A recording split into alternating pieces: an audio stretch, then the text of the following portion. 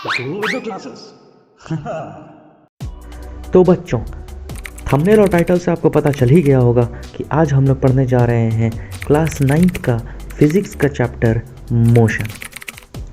अब चैप्टर पे directly jump करने से पहले हम लोग इसके टॉपिक्स को देख लेते हैं ताकि आप लोगों को एक जनरल आइडिया हो जाए कि किस टॉपिक से कितना वेटेज है, किस टॉपिक से कितने मार्क्स का क्वेश्चन आ सकता है। तो एग्ज़ाम से पहले अगर तुम रिवीजन करने जाओ तो तुम्हें ये चीज़ पहले से पता रहे कि ये टॉपिक मेरे को अवॉइड करना चाहिए या ये टॉपिक मुझे करना चाहिए। सबसे पहला जो टॉपिक आता है वो है जनरल इंट्रोडक्शन। इससे जनरली एक भी नंबर के क्वेश्चन नहीं आते हैं, इसमें बस थोड़ा सा डेफिनेशन है मोशन का। नेक्स्ट जो टॉपिक आता है वो है डिस्टेंस एंड डिस्प्लेसमेंट। अब डिस्टेंस एंड डिस्प्लेसमेंट एक इम्पॉर्टेंट टॉपिक है, इससे क्वेश्चन आता ही आता है एग्ज़ाम में। तुम्हारे पीटी में भी आएगा क्वेश्चन और तुम्हारे मिड टर्म में भी इससे क्वेश्चन ज़रूर आएगा। उसके बाद जो टॉपिक है हमारा वो है लीनियर मोशन। लीनियर मोशन क्या होता है, जनरल ओवरव्यू उसका, इससे भी एक नंबर का क्वेश्चन आता है। Uniform non uniform motion. उसके बाद आता है स्पीड। स्पीड से क्वेश्चन आता है। वेलोसिटी, वेलोसिटी से भी क्वेश्चन आता है। तो जनरली जो क्वेश्चन आता है स्पीड और वेलोसिटी से वो न्यूमेरिकल्स आता है। और एक बहुत इंपॉर्टेंट क्वेश्चन इसमें से बनता है वो है डिफरेंस बताओ स्पीड और वेलोसिटी। फिर टॉपिक है स्केलर एंड वेक्टर क्वांटिटी। ये एक बहुत ही छोटा सा टॉपिक है जो स्पीड और वेलोसिटी के ही अंदर आता है। उसके बाद टॉपिक जो है वो है एक्सेलरेशन। एक्सेलरेशन से क्वेश्चन बनते हैं। एक्सेलरेशन, वेलोसिटी, स्पीड, ये सब से मिलाकर न्यूमेरिकल्स बनते हैं। उसके बाद है ग्राफ्स। ग्राफ से भी काफ़ी क्वेश्चंस आते हैं, डायरेक्ट तुम्हें 3 से 4 नंबर के क्वेश्चन उठा के मिल जाएंगे। उसके बाद जो टॉपिक आता है वो है इक्वेशन ऑफ मोशन। तो इसमें 3 इक्वेशन है, मतलब 3 फार्मूलाज हैं जो तुम्हें याद करने ही होंगे। जो लास्ट हमारा टॉपिक है वो है रोटेशन मोशन। ये एक छोटा सा टॉपिक है और इसमें बहुत ज़्यादा टाइम लगेगा नहीं, छोटा सा एक फार्मूला है जो हम लोग बहुत आसानी से कर लेंगे। तो ये हमारे टॉपिक्स थे। तो आई होप कि आपको समझ में आ गया होगा कि क्या टॉपिक्स हैं और हम लोग क्या पढ़ने जा रहे हैं, तुम्हें एक जनरल आइडिया मिल गया हो। तो अब समझते हैं कि मोशन होता क्या है। मान लेते हैं एक बॉडी है जो पोजीशन ए पे है, वो वहाँ पर रुका हुआ है। अब एक चीज़ कंसिडर करो, टाइम तो चल रहा है। तो अगर बॉडी टाइम के साथ साथ अपना पोजीशन चेंज कर देता है तो हम लोग बोलते हैं कि बॉडी मोशन कर रहा है, बॉडी मोशन में आ गया। तो इसका एक छोटा सा डेफिनेशन आ जाता है। We say that an object is in motion when its position changes with time.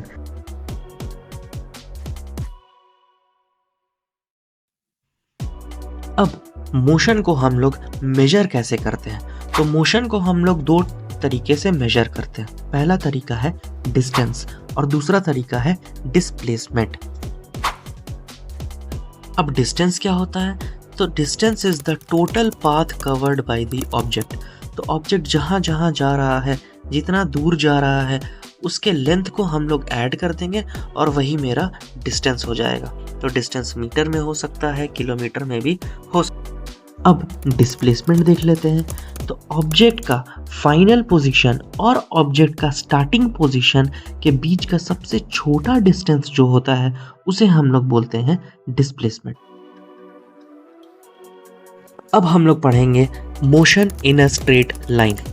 ये मोशन सबसे सिंपलेस्ट टाइप होता है मोशन का। इसमें ऑब्जेक्ट बिल्कुल स्ट्रेट पाथ में मूव कर रहा होता है। तो जब भी बॉडी या ऑब्जेक्ट एक स्ट्रेट पाथ में मूव करता है तो हम लोग बोलते हैं कि motion along a straight line हो रहा है। इस मोशन को हम लोग लीनियर मोशन भी बोलते हैं। अब लीनियर का मतलब क्या होता है? क्लास 8 में आपने पढ़ा होगा लीनियर के बारे में कि लीनियर ग्राफ्स होते हैं। वो ग्राफ्स बिल्कुल स्ट्रेट लाइन पे होते हैं। तो स्ट्रेट लाइन का ही मतलब है लीनियर। अब इसके एग्जाम्पल्स क्या होंगे?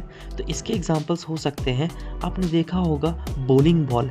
तो बंदा जब बॉलिंग करता है तो फिर उसका जो बॉल जो जाता है वो बिल्कुल स्ट्रेट लाइन में जाता है। इसका एक और एग्जांपल हो सकता है कि जब कार बिल्कुल स्ट्रेट रोड पे मूव कर रही होती है तो हम उसको बोल सकते हैं कि वो मोशन कर रही है लीनियर मोशन। तो आई होप कि तुम्हें ये समझ में आ गया होगा कि लीनियर मोशन क्या होता है। अब हम लोग पढ़ेंगे uniform and non uniform motion के बारे में। सबसे पहले देखते हैं यूनिफॉर्म मोशन क्या होता है। बहुत इजी चीज़ है। लेट्स से फॉर एग्जांपल अगर एक बंदा है जो पॉइंट ए पे है और वो पॉइंट ए से पॉइंट बी तक जाता है, डिस्टेंस है 1 किलोमीटर और वो उसको कवर करता है 10 मिनट में। फिर वो पॉइंट बी से सी तक जाता है, सेम डिस्टेंस है 1 किलोमीटर का और वो 10 मिनट में कवर करता है। फिर वो सी से डी जा रहा है, 1 किलोमीटर को 10 मिनट में कवर करता है। तो यहाँ पे तुम देख सकते हो कि बंदा इक्वल डिस्टेंस कवर कर रहा है इन इक्वल टाइम। तो ऐसे मोशन में जब object equal distance equal time में कवर करता है उस मोशन को हम लोग यूनिफॉर्म मोशन बोलते हैं। अगर तुम ध्यान से नोटिस करो तो बंदा या ऑब्जेक्ट अपनी स्पीड नहीं बढ़ा रहा।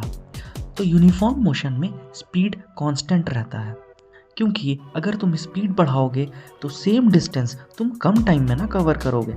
इसलिए यूनिफॉर्म मोशन में ये ध्यान रखना कि स्पीड हमेशा कांस्टेंट रहेगा, स्पीड चेंज नहीं होगा। अब नॉन यूनिफॉर्म मोशन समझते हैं। तो नॉन यूनिफॉर्म मोशन में स्पीड चेंज होता है, ठीक है। Let's say for example same बंदा है जो पॉइंट ए से बी जा रहा है 1 किलोमीटर में, उसको जाने में लग रहा है 5 मिनट। फिर वो बी से सी जा रहा है 1 किलोमीटर में, लेकिन अब उसने डिसाइड किया कि मैं स्पीड बढ़ा देता हूँ, तो उसे लगे सिर्फ 2 मिनट। फिर उसे लगा कि स्पीड बहुत ज़्यादा बढ़ गई है तो मैं स्पीड स्लो कर देता हूँ, तो उसे अगले 1 किलोमीटर जाने में लगे 8 मिनट। तो यहाँ पे तुम देख सकते हो कि बॉडी इक्वल डिस्टेंस तो कवर कर रहा है लेकिन अनइक्वल टाइम में वो डिस्टेंस कवर कर रहा है। तो ऐसे मोशन को हम लोग नॉन यूनिफॉर्म मोशन बोलते हैं। तो नॉन यूनिफॉर्म मोशन में स्पीड कांस्टेंट नहीं रहता है, स्पीड बदलता रहता है। कभी उसने स्पीड बढ़ा दिया, कभी स्पीड घट गया, तो स्पीड चेंज होते रहते हैं नॉन यूनिफॉर्म मोशन में। तो इसके बारे में लिख लेते हैं। Uniform motion, when the object moves equal distance in equal time, then it is said to be in a uniform motion. The speed remains constant. Non-uniform motion, when the object moves equal distance in unequal time or unequal distance in equal time, then it is said to be in a non-uniform motion. The speed changes.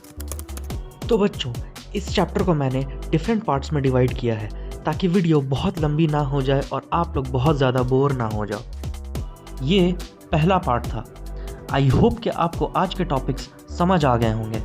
अगर आपको ये video पसंद आया हो तो please इस video को like करना, दोस्तों में ज़्यादा से ज़्यादा शेयर करना और कमेंट में ज़रूर आके अपनी अटेंडेंस लगाना।